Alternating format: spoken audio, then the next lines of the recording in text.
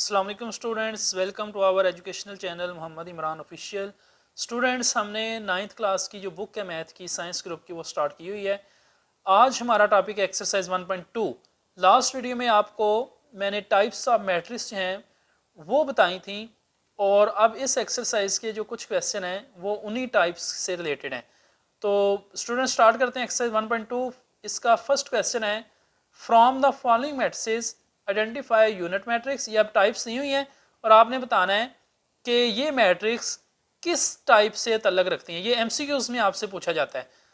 First is a matrix, जैसा कि आप देखें इसकी तमाम एंट्रीज जीरो हैं और लास्ट टाइम हमने इसकी टाइप पढ़ी थी नल मैट्रिक्स और जीरो मैट्रिक्स। सो ये आपने पहचान रखनी है कि जिसकी तमाम एंट्रीज जीरो हैं that is called null matrix. B is 2 3 -4। देखें स्टूडेंट्स, इसमें सिर्फ वन रो है। जो matrix one row B is equal to 2 3 4, it has only one row, so it is called row matrix। इसको मैंने R से show किया, रो मैट्रिक्स है। ये देखें ये कॉलम मैट्रिक्स है, इसमें सिर्फ एक कॉलम है।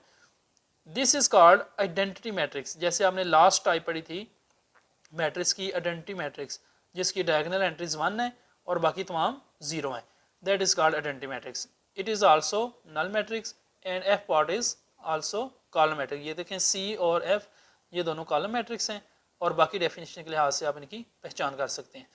Question number 2, also types of matrix.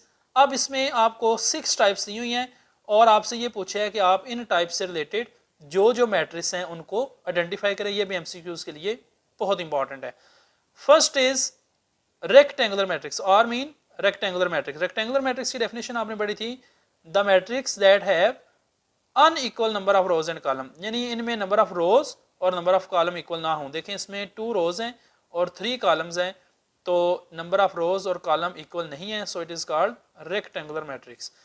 Second matrix ये कॉलम मैट्रिक्स भी है और रेक्टेंगुलर भी है। रेक्टेंगुलर इस लिहाज से है कि इसमें 3 रोज हैं 1 कॉलम है, रोज और कॉलम इक्वल नहीं है, इस लिहाज से ये रेक्टेंगुलर भी है। और अगर आम देखें 3 0 -1 सिर्फ एक कॉलम नजर आ रहा है तो ये कॉलम मैट्रिक्स भी है। इसको रेक्टेंगुलर मैट्रिक्स भी कह सकते हैं और कॉलम भी। This is square matrix. Third part is 6 -4 3 and -2। ये देखिए इसमें 2 रोज हैं और 2 ही कॉलम है, number of rows and number of column are equal, so it is called square matrix. इसी तरह स्टूडेंट्स ये देखें ये स्क्वायर मैट्रिक्स भी है फोर्थ पार्ट, यानी इसके नंबर ऑफ रोज और नंबर ऑफ कॉलम इक्वल है और ये आइडेंटिटी मैट्रिक्स भी है, दोनों शराइत को ये पूरा करती है। Fifth is rectangular. 3 रोज हैं 2 कॉलम है, तो number of rows and column equal नहीं है, so it is called rectangular matrix. This is also rectangular, it has 1 row and 3 column और ये रो मैट्रिक्स भी है क्योंकि इसमें सिर्फ 1 रो है। इसी तरह जो 7th पार्ट है दैट इज कॉलम मैट्रिक्स भी है और रेक्टेंगुलर भी है। आर मीन रेक्टेंगुलर और ये कॉलम मैट्रिक्स भी है क्योंकि इसमें सिर्फ एक कॉलम है। 8 पार्ट इज स्क्वायर मैट्रिक्स। देखें इसमें 3 रोज हैं और 3 ही कॉलम है, so number of rows and columns are equal, so it is called square matrix. It is called null matrix. ये इसकी तमाम एंट्री 0 है, नल मैट्रिक्स भी है और ये रेक्टेंगुलर भी है क्योंकि इसमें नंबर ऑफ रोज और कॉलम इक्वल नहीं है। क्वेश्चन नंबर 3 भी स्टूडेंट्स इसी से रिलेटेड है। From the following matrix diagonal, scalar और आइडेंटिटी, ये 3 टाइप्स उन्होंने दी हैं। आपने इनमें से ये 3 टाइप्स जो हैं वो उनकी पहचान करनी है। First is scalar. कैसे? डायगोनल एंट्रीज हैं स्केलर की सेम होती हैं और नॉन डायगोनल एंट्रीज 0 होती हैं, so it is called scalar. B part is diagonal. Diagonal entries non zero, इनका सेम होना जरूरी नहीं है, सिर्फ नॉन जीरो होनी चाहिए, कोई एक नॉन जीरो होनी चाहिए और बाकी जो नॉन डायगोनल है वो 0, that is called diagonal.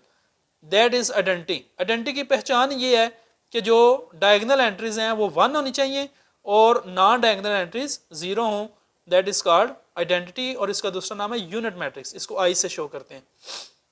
Next is D. This is also diagonal matrix. Diagonal कैसे है?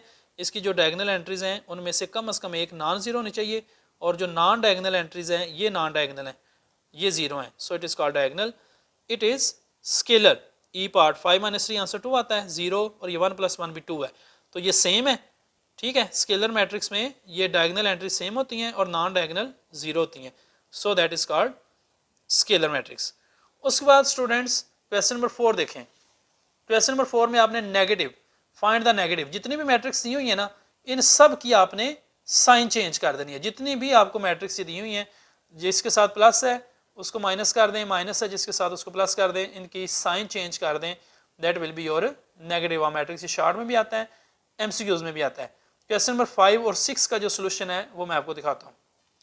स्टूडेंट ये एक्सरसाइज 1.2 का क्वेश्चन नंबर 5 है, आपने ट्रांसपोज फाइंड करना है। ट्रांसपोज मैंने आपको बताया था कि रोज को कॉलम में चेंज कर दें या कॉलम को रोज में, दैट इज ट्रांसपोज। तो देखें फर्स्ट पार्ट है A 0 1 -2, it's transpose will be 0 1 and -2। पहले ये कॉलम की सूरत में था, अब हमने इसकी रो बना दिया, दैट इज इट्स ट्रांसपोज।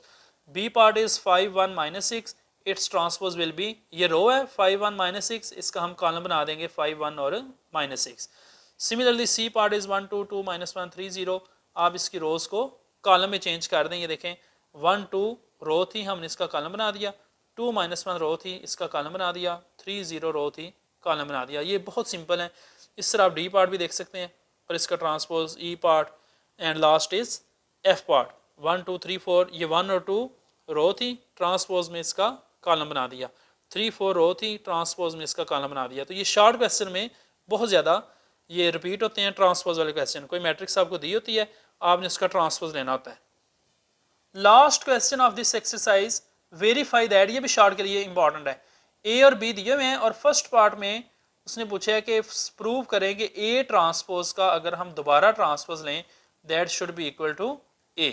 तो A मैट्रिक्स है आपके पास 1 2 एंड 0 1, आपने इसका ट्रांसपोज लेना है।